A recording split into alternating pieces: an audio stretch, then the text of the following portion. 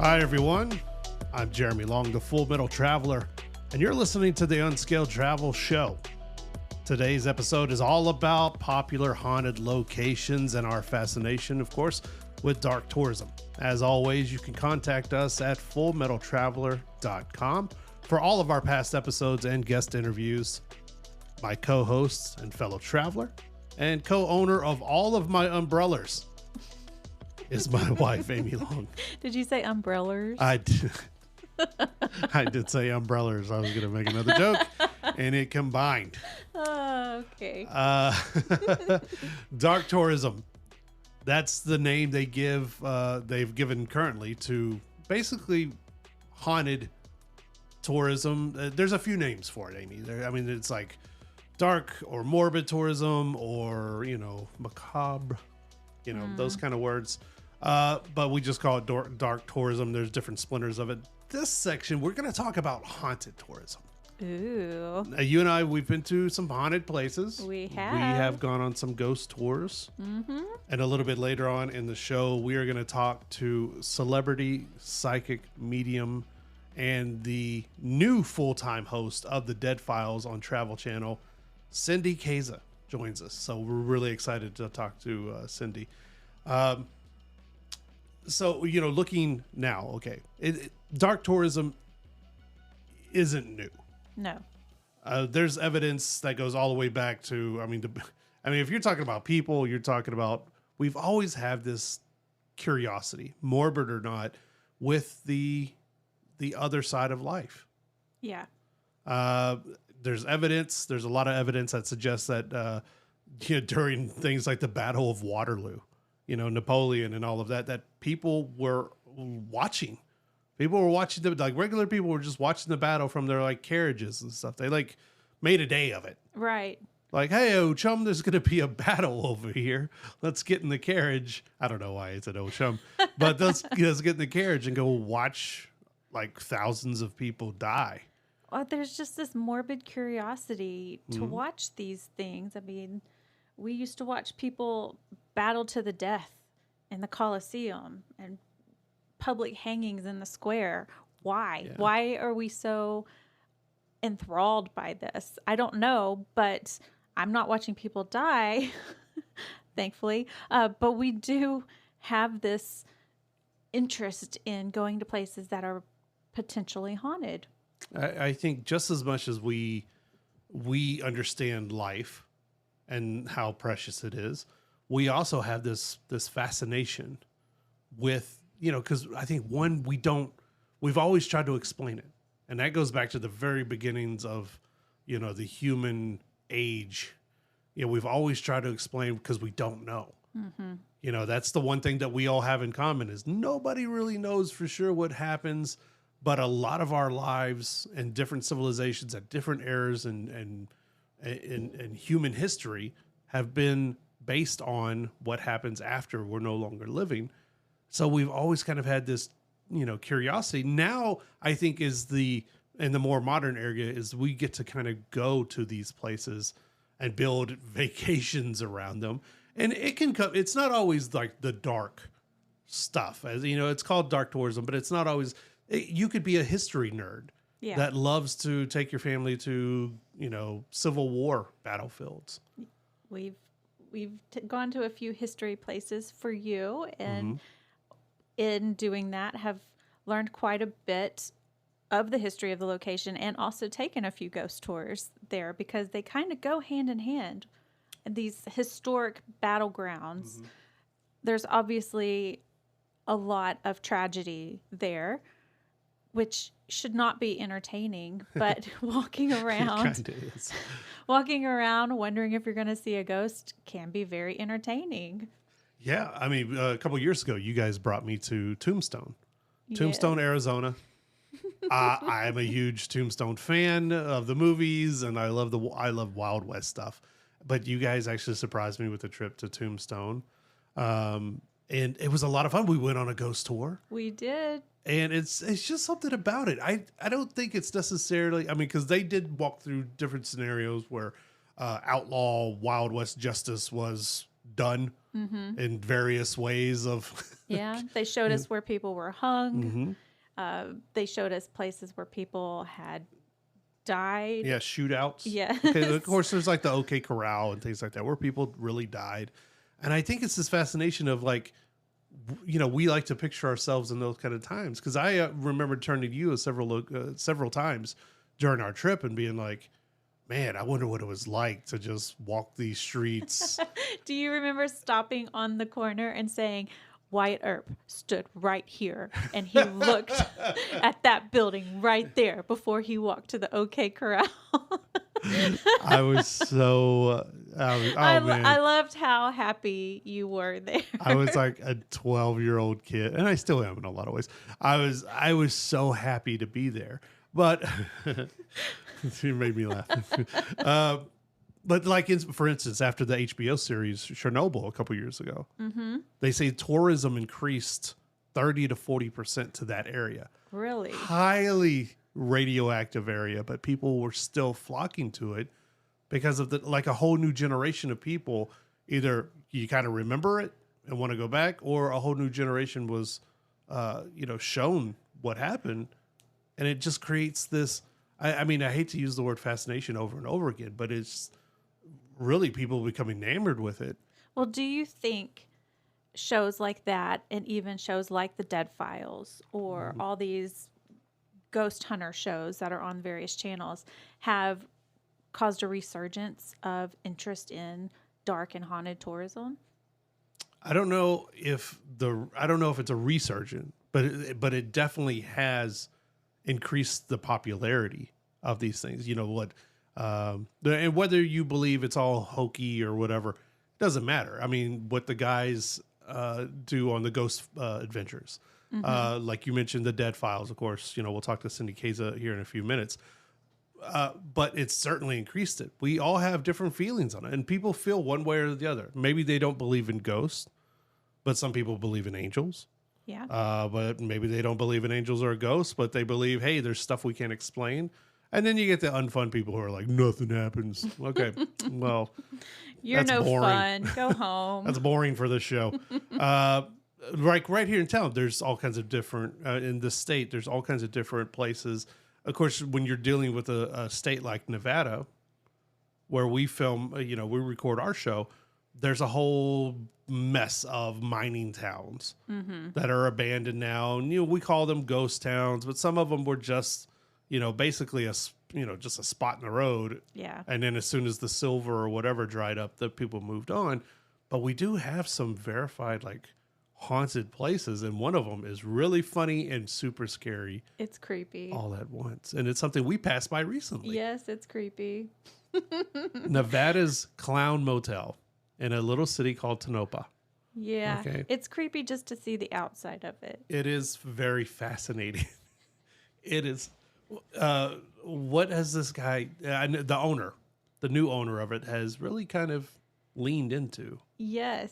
He has embraced the creepiness of clowns, and he has actually remodeled some of the rooms in horror themes. So you can go and stay in specific themed rooms. But if you just have a fear of clowns, just driving by this place will kind of give you the creeps. Yeah. It's not for just your average night stay, I would say. Sure. You're going there specifically for the creep factor. It's not the Holiday Inn. No. Arizona has a good one in the Jerome Grand Hotel. It's one of these hotels built into the side of a mountain in a faded town, not quite a ghost town, but a faded town. And of course, Texas has places like the Minger Hotel in San Antonio or the Yorktown Memorial Hospital in Yorktown. Tons of places to visit. Tons of places to see, and we're just getting started with our dive into haunted tourism, dark tourism, whatever you want to call it. We're gonna have more. It's an Unscaled Travel Show. Oh yeah, we're kicking off spooky season. All right, we'll see you in just a minute.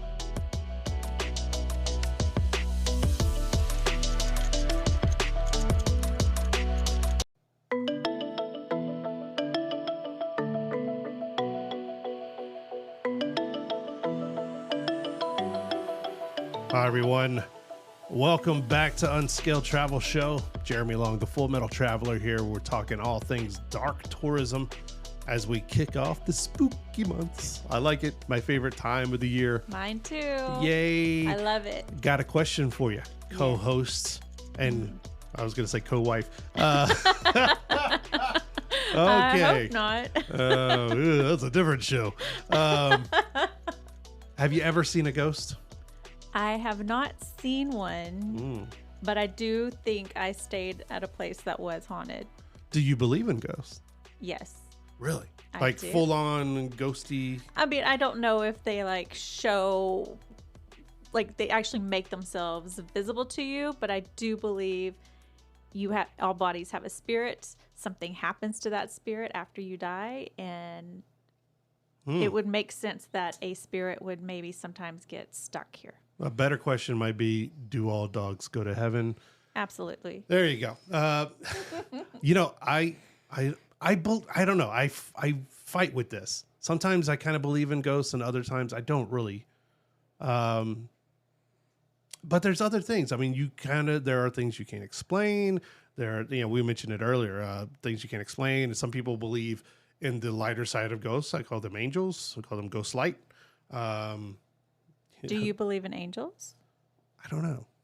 You don't know? I don't think about these things too often. I do. You know why? I'm one of those people. Let me tell you something. I'm one of those people when, we have a 2-story house, and when I turn off the lights downstairs, I run up the stairs. Oh, I do too. I'm 40 years old. Why do you do that? Do you think there's a murderer in the house? Or I do don't you know. think there's a But ghost? at the same time, I'm like, ghosts aren't real, whatever. But, something is creeping in the dark after me. I'll still jump on the bed when I wake up in the middle of the night and have to go to the bathroom. I know. Half the time you kick me. I think we watch too many horror movies, though. That has something to do with it. We mentioned earlier in the show, we were talking a little bit about ghost tours, the fun you can have. We mentioned, we took one in Tombstone, Yeah. a lot of fun. I've been on some recently in San Antonio. My great friend, Robert, who runs RJA Ghost Tours in San Antonio, and they have stuff in Corpus Christi, and I think New Orleans is coming soon. But he does a fantastic tour that takes you to a lot of haunted places. San Antonio is one of those very active ghost places. Mm-hmm. A lot of rich history there. The Alamo, the Minger Hotel is very famous. The Emily Morgan is also a very famously haunted, with some murders and things like that happening in and around the hotel. All these different places. So Didn't you kind of catch something on film at the Emily Morgan? I did. I caught an actual apparition. We were outside doing this tour with RJA Ghost Tours, and we were talking. He was talking about the Emily Morgan. It was in the background, so we were on the street, and I was filming him looking up at the hotel, and I saw an apparition in the window. So then how can you say you don't believe in ghosts? Because this apparition started dancing, I think, the Macarena. And it was some guy had pulled a sheet over his head and was dancing in the window. If you go to my Instagram, Full Metal Traveler on Instagram, you can see the video. It's very popular, but there is an apparition, some halfway naked guy dancing in the mirror of the hotel. Tons of fun, but definitive proof that ghosts do exist. I love it.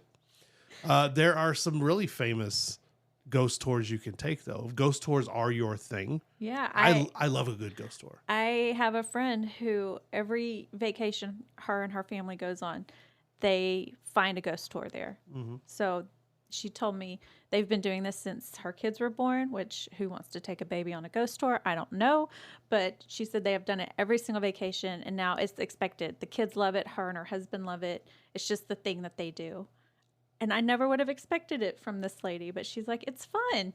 Yeah, it is a fun way to see a city because most of them are walking. So you're down street level. You're not, preoccupied with a car or anything else like that. And there are different areas do different things. Like I know there is one at the Union Station train depot is that Denver? Yeah. They have a really famous, a really popular ghost tour. Probably several different companies do one there, but Which we've been to Union Station. Beautiful not place. for a ghost tour, but No. I could totally see where it could be kind of creepy at night. And I kind of wonder, is that what adds to it? These locations are just a little bit spooky, and so then you're more susceptible to thinking that you see a ghost. They're already like a little creepy, Right. and maybe so. And Like you're prepped for it. Any of these places that have a long history, where like thousands, if not millions, of people have been through at some point, and there's a lot of energy, especially like the older places you get to on the East Coast, and then you go to Europe. And there are ghost tours and things like that. Yeah. So the places with longer history just seem to put off a different kind of energy. Oh, yeah. It's different than coming to like Vegas and everything's popping all the time. Even though there are a few ghost tours that claim different places in Vegas are haunted. Yeah. I just can't see walking on the Strip with a million other people around me at one time trying to get into ghost mode. No. But do you remember when we were going to Paris and I found the tours of the catacombs and asked if you wanted to do it, and you said no? There's something about that. Hey, man, it's Paris. Paris goes back thousands and thousands of years. We're thinking about it. We do have a trip to Rome soon, and we're thinking about doing a catacombs trip. I guess I just got to be a man and push through, muscle through, and really just hold your hand tightly as we walk through there. But, I mean, there's something creepy about catacombs regardless. Well, yeah. I mean, it's real. skeletons. They're real skeletons, real skulls and stuff. These were real people, humans like you and me, And then they were just like, hey, you know what you would be good for when you're dead? Propping up this wall, like just being a decoration here.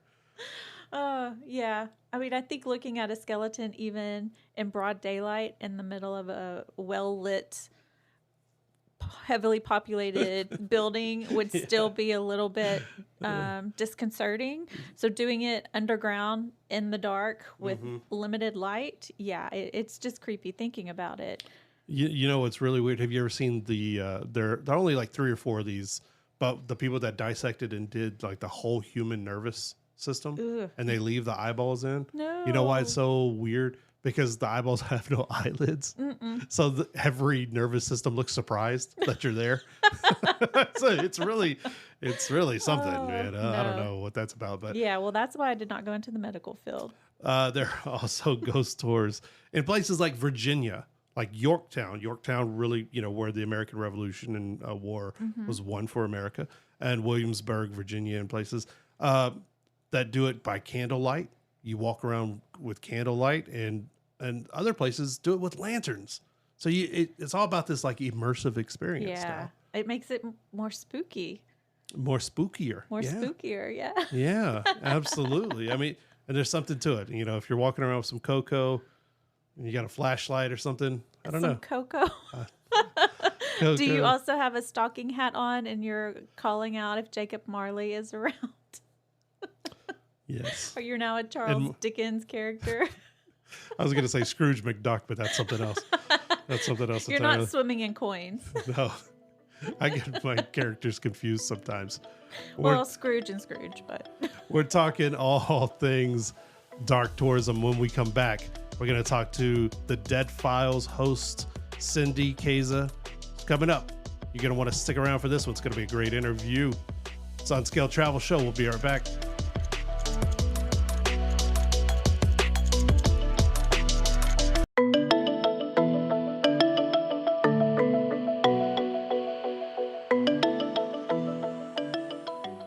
Hi, everyone. Welcome back to Unscaled Travel Show. It's Jeremy Long. Remember to check us out online for all of our past episodes and interviews. That's fullmetaltraveler.com. You can find us right there. We're creeping towards the very best time of the year, ghosts and goblins and all the spooky fun that I love so much.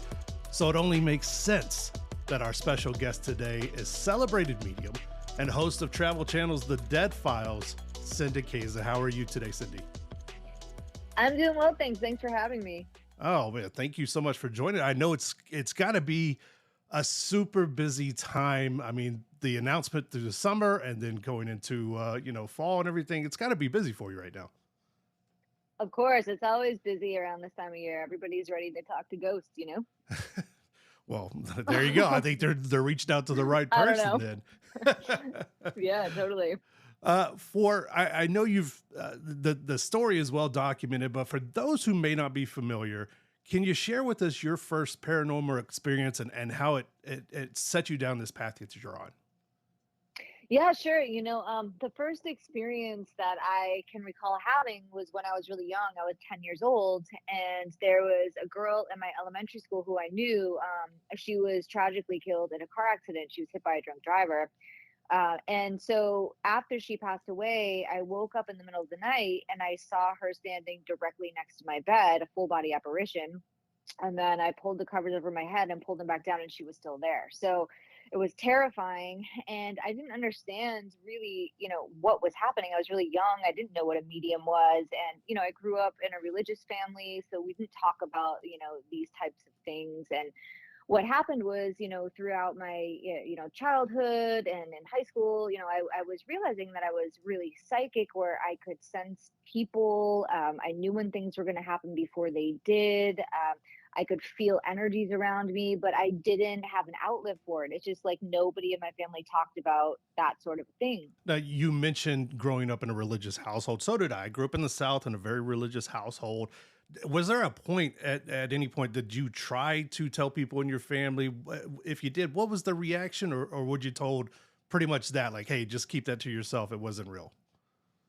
Yeah, like I didn't really talk about it, other than I will say this, like my mother would always say to people, "Oh, Cindy's very intuitive. She's very sensitive." Like Mm, my mother saw in me that I had the ability to sense things, I think, more than the average kid, but it was never about like, oh, Cindy sees spirits, it wasn't that. But, it's also interesting too, because um, I wonder if I had said I'm seeing angels or I'm seeing something mm, like that, if it would have been more accepted, right? mm. Because the way that we describe our experiences will influence how people respond to us. And so, a lot of people will call themselves intuitives instead of psychics because of the negative, because of the stigma that's attached to the word psychic. And Hmm. so language is really important.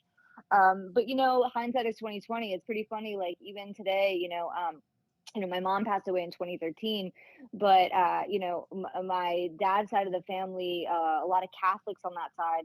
My aunts were nuns. They're no longer nuns, but they were nuns for years. And when we get together for Christmas, like literally, we do not talk about what I do for work. Like nobody talks about it. So I'm just like, that's cool. I'm like, let's just pretend that this is like I don't do that, and we'll just eat our pierogies and like hang out. That's also fine. It's pretty funny. No one even Yeah. passed. Hey, Cindy, how's work? Oh, never mind. Never mind. We're just going to move past Yeah, that. no, it doesn't. I mean, nobody talks about it. It's hilarious. It's really funny, but it's like also okay. I know you travel extensively, not only for the show, but before that as well. What are some of the most active locations you might have encountered, or are there any favorites you have, or any places that you'd rather not visit again? Whew, oh my God, there's so many cool places, right? Like, I mean, for a while, I was doing like these shock docs, on Travel Channel, Hmm. and there was like a theme. They were giving me all these serial killer cases. I'm like, oh my gosh, am I like the serial killer medium? And I was like Ed Gein and Danny Rolling, and it's like, but I will say like those cases I think were like some of the most disturbing cases I probably would not want to revisit, only because psychologically it's super taxing. I mean, you're tapping into some pretty brutal stuff, right? Right. Um, there are some really cool locations that we went to when I was on the Holzer Files, some historical places. Surratt Tavern was very cool, the Whaley House. But I'm in for almost anything. I do a lot of global traveling. One of the projects I'm developing, my own project of traveling to different countries and visiting mediums from different cultures and different religions, and I'm going to some pretty interesting places, and that's been really fun because when I go to these places, I usually bring a local medium with me. And so I'm also watching how they experience the spirit world and the energies they're tapping into, because I'm really a believer that the way that we experience the spirit world is influenced by how we've been socialized and how we've grown up. And I always tell my students, I teach mediumship a lot. I always tell my students, like, look, expand your minds, travel, learn about different cultures, because it will totally broaden your experience in the spirit world. It's really, really interesting. Now, this season, you do take over for longtime Dead Files host Amy Allen. Is there any difference in your approach to the show and basically to the paranormal compared to the approach that Amy brought to the show? Yeah, that's a great question. And by the way, like, I have to say, Amy is like, she's a phenomenal medium. I was really honored that she, asked me if I'd be interested in stepping in.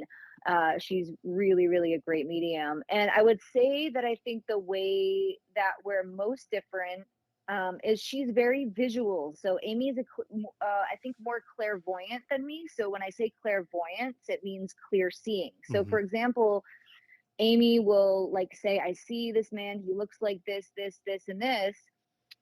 For me, I hear and feel more. So I might see like a little bit, but I'll hear a name or I'll hear them talking to me. And she hears too, right? Like, but so we work similarly, but I would say a big difference is she's probably more clairvoyant than I am.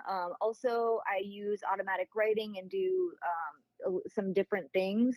But I mean, I think like she's also more of a physical medium too. So she feels more physically affected by the spirits, whereas I go in and I told them, I'm like, you don't have to make me feel sick because you feel sick. Like, not necessary. Like, I don't like receiving it that way. I was like, you can tell me, you don't have to make me feel sick. So I think we're similar, but we're also different. And it's been really filming Dead Files was a really fun experience. Is also very serious because you have these families that are really struggling, and I think one of the most rewarding things about being a part of the show is that I really feel like Steve and I were able to provide some sort of comfort to these families, and that's really what it's about at the end of the day.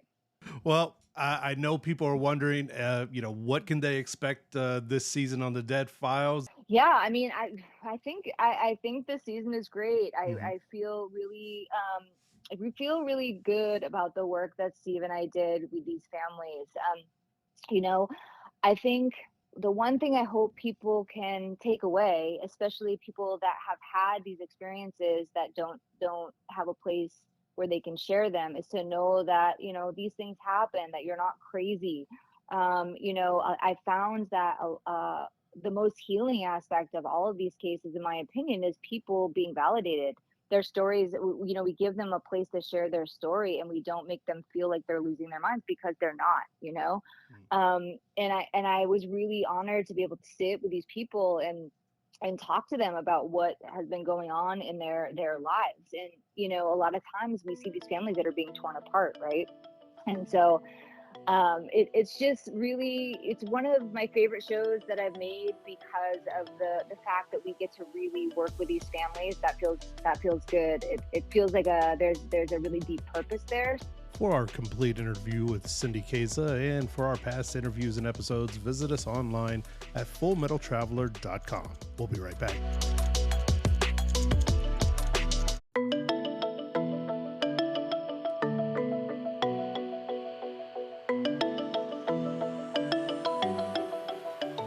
Welcome back to the Unscaled Travel Show. It's the Full Metal Traveler, Jeremy Long, talking all things ghosts, spirits, bumps in the night, right? Yeah, it's our favorite time of the year. We're talking haunted tourism. Some people call it dark tourism. We call it the best time all year round. It is my favorite time of the year. All this ghost talk got us thinking, we were talking about haunted places. We were talking about ghost tours. It got us thinking about local ghost spots, hot spots, and one that you can find real. I mean, if you're in Vegas or if you're somewhere on the West Coast, it's real easy to get to and very, very famous. It's the Queen Mary ship, the RMS Queen Mary, that's docked in Long Beach, California. And they do all kinds of tours. In fact, they do a lot of stuff. They do weddings. Right. They do like corporate events. Yeah. Yeah. So along with your corporate event and your wedding, you can get a taste of the ghost life. It is also a functioning hotel too. Yeah. So you can go stay the night on the Queen Mary if you want. That is quite the mix. Yeah. I have to say, just on paper, just looking at it, it's quite the mix. Yeah. So we were curious. We wanted to check it out. We went by. We went by the right way. We made reservations. We prepared ourselves. Like we drove down to LA, and that's about 4 hours away from Vegas. Yeah. Great trip. That's part of the fun. It's a quick little drive, right? Quick little slow drive.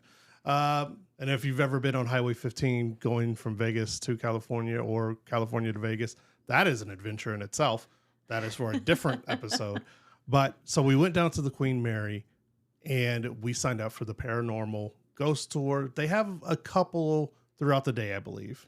There's 4 different tours you can go on. One is more about the history of the actual ship, and then a few other things around that. And then this particular one is around the haunted history of the ship. And we took the last available time slot, which was 8:30 at night, and it is a 2-hour tour. So it actually lasted a little long, and I think it wrapped up around 11 p.m., which I have to say was a tad bit long in my opinion. I was kind of ready to wrap it up a little bit before that, because you're wandering around the ship, and it was interesting. I would say my complaint is they kind of advertise this as you're going ghost hunting, but that's not really what it is. It is more of just a walking tour around the ship where they tell you some of the places spirits and apparitions have been seen in the past. So it was very interesting, but it was not at all what I expected. Yeah, and I think it's fair. I mean, it's too often in travel, in the travel industry, and especially, I'm a travel writer. It's just too often that travel writers or people who cover the industry are like everything is happy and good and perfect all the time.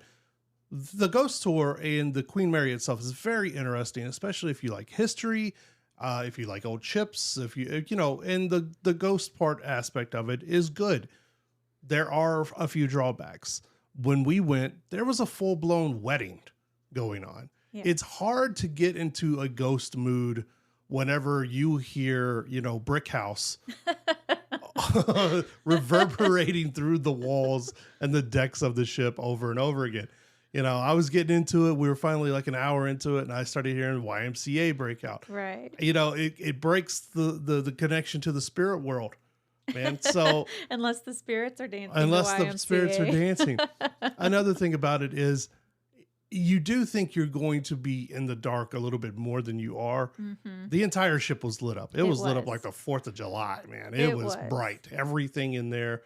I think it detracts just a little bit. There were 2 different spaces where they dimmed the lights, but those were kind of closed off spaces away from everything else. But because it is a functioning hotel and event venue, they cannot have the ship in the dark. So most of the ship is fully lit for safety purposes, obviously.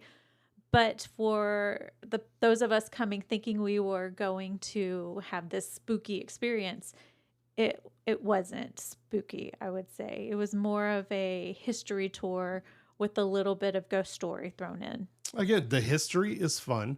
It's the ship was built in the 30s. The ship owners partnered up with White Star, the White Star Line. And if you know your history, the White Star Line was the company that built the Titanic.